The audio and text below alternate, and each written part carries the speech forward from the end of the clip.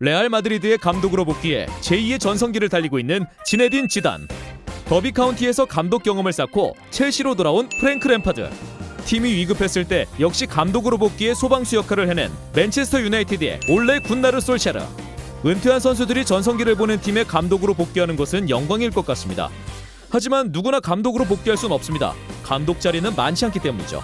오늘은 은퇴 후 감독이 아닌 다른 포지션으로 친정팀에 돌아온 선수들을 소개하겠습니다. 포기하는 순간 그 경기는 시합 종료다 라는 명언을 남긴 당대 최고의 스피드를 자랑했던 윙어, 네덜란드 에레디비시 고 어헤드 이글스에서 유스 시절을 보내고 프로로 데뷔한 오베르 마르스는 1992년 네덜란드 명문 구단 아약스로 이적하게 됩니다. 입단 첫 시즌에 리그 우승과 FA컵 우승에 일조했고 당시 세계적인 플레이어 에드가 다비즈, 세더로프, 에두인 반데사르 등과 함께 아약스의 전성기를 이끌었습니다. 날아다니는 네덜란드인이라는 뜻의 플라잉 더치맨이라는 별명을 얻을 정도로 빠른 스피드가 장점이었던 오베르 마르스는 아약스에서의 활약으로 아르센 벵거의 눈에 띄어 1997년 아스날로 이적하게 됩니다.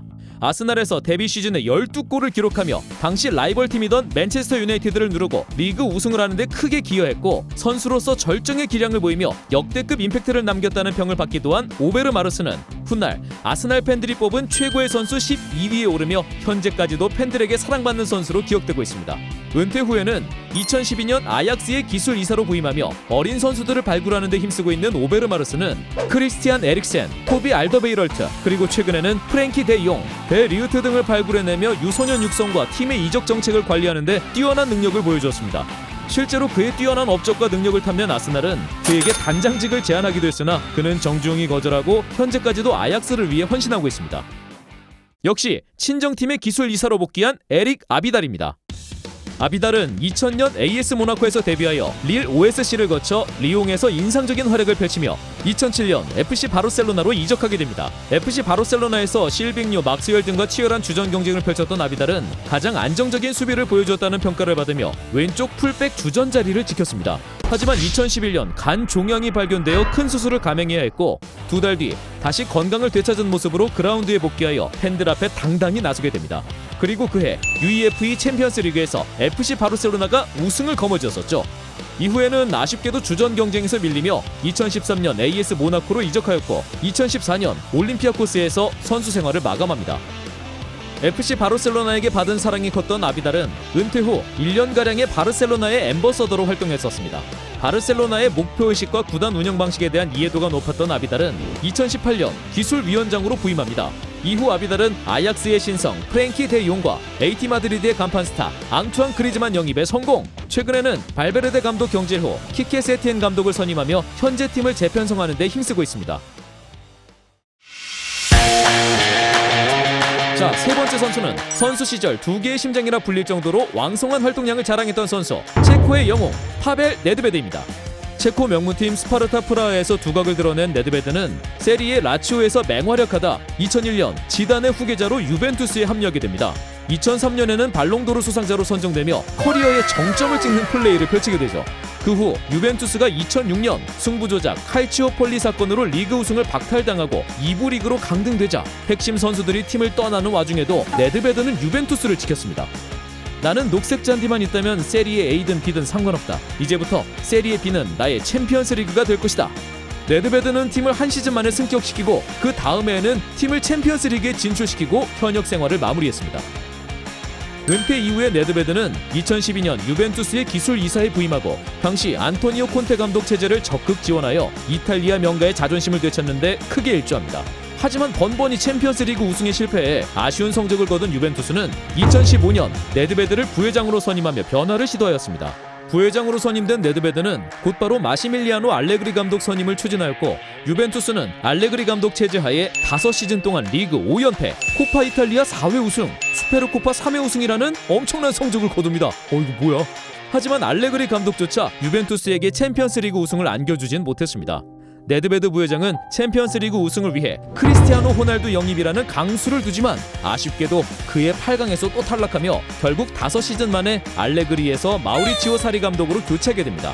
높은 자리인 만큼 책임감과 압박감이 장난 아닐 것 같습니다. 네 번째 선수는 앞서 언급한 오베르 마르스와 같은 아약스에서 활동하고 있는 에두인 반데사르입니다. 맨체스터 유나이티드의 골키퍼로도 알려져 있지만 그의 선수 시절 초반은 아약스에서 성장하고 맹활약해서인지 현재 아약스의 레전드 골키퍼로도 인정받고 있습니다. 아약스에서 91-92 시즌 UEFA컵 우승, 94-95 챔피언스리그 우승을 경험하며 세계적인 골키퍼로 성장한 그는 1995년 유럽 최우수 골키퍼에도 선정되었습니다. 95-96 시즌에는 1082분이란 장기간 동안 무실점 기록을 세우기도 했죠. 그리고 유벤투스와 풀럼을 거쳐 2005년 맨체스터 유나이티드로 이적한 반데사르의 당시 나이는 만 34세. 은퇴를 해도 이상하지 않을 선수로서 고령의 나이였지만 오히려 안정적이고 노련한 플레이로 맨체스터 유나이티드의 골문을 지켰고 본인의 무실점 기록을 1311분으로 늘리기도 하였습니다. 그리고 6년간 맨체스터 유나이티드의 골문을 든든하게 지키다가 2011년 40세의 나이에 은퇴를 선언합니다. 은퇴 후 코치로 전향할 것으로 예상됐던 반데사르는 모두의 예상을 뒤엎고 2012년 아약스의 마케팅 디렉터로 선임됩니다. 행정에 관심이 많았던 반데사르는 맨유의 사장인 데이비드 길에게 조언을 받으며 마케팅 공부를 열심히 했다고 합니다. 구단의 가치를 높이는 상업적 활동에 많은 기여를 하며 아약스를 과거의 명성에 걸맞는 클럽으로 재도약시킨 반데사르는 2016년 아약스의 CEO로 승진합니다. 와, 대단합니다. 역시 노력은 배신하지 않네요. 다섯 번째 선수는 1990-2000년대 최고의 공격형 미드필더 후안 세바스티안 베론입니다. 1994년 아르헨티나 에스투디안데스 유스팀을 시작으로 프로에 데뷔한 베론은 당시 2부 리그에 있던 팀을 1부 리그로 승격시키는 데 기여했고 1996년 당시 아르헨티나 명문팀 보카 주니어스로 이적해 두각을 나타냅니다. 아르헨티나의 전설적인 선수 디에고 마라도나와 함께 활약한 베론은 데뷔 시즌 17경기 3골이라는 준수한 활약을 보이며 많은 세리에 팀들의 관심을 받았고 삼프도리아, 파르마를 거쳐 당시 세리에 최고의 팀이던 라치오로 이적하며 세계적인 스타 디에고 시메오네, 데얀 스탄코비치, 로베르토 만치니 등과 함께 활약했고 2000년 라치오에서 리그, 코파 이탈리아, 슈퍼컵 우승을 들어올리기도 했습니다. 그리고 2001년 잉글랜드 프리미어리그 무대 도전을 위해 맨체스터 유나이티드로 이적하지만 영국 생활에 쉽게 적응하지 못합니다. 이어서 이적한 첼시에서도 부진은 계속됐고 결국 2004년 인터밀란으로 임대 가게 되며 세리에로 복귀하게 됩니다. 인테르에서 그는 예전의 기량을 모두 보여주진 못했지만 준수한 활약을 보이며 잃어버린 자신감을 되찾았고 인테르의 스쿠데토, 코파 이탈리아, 슈퍼컵 우승에 기여합니다. 2006년 계약이 만료되어 고향팀 에스투디안데스로 복귀한 그는 그해 아르헨티나 리그 우승, 코파 리베르타도네스에서 우승하며 클럽 월드컵에 출전합니다. 클럽 월드컵 결승전에서는 아르헨티나 후배 리오넬 메시의 FC 바르셀로나에게 아쉽게 패배하지만 이러한 활약에 힘입어 2008-2009 남미 올해의 선수상을 수상하며 잉글랜드에서 잃었던 명예를 되찾아냅니다. 그리고 2013년까지 고향팀에서 활약하다 은퇴하게 됩니다. 이후 베로는 2014년 에스투디안데스의 회장으로 선임되며 또다시 고향팀을 위해 헌신하게 되는데요.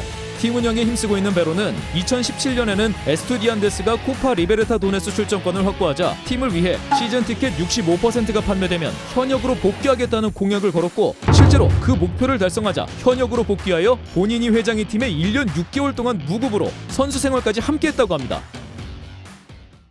이상 감독이 아닌 포지션으로 친정팀을 위해 헌신하는 은퇴 선수들을 소개해봤습니다. 기술이사, 마케팅 디렉터, CEO, 부회장, 회장까지 정말 후덜덜하네요. 다음 시간에 더 흥미로운 주제로 찾아뵙겠습니다. 지금까지 퍼칠이었습니다.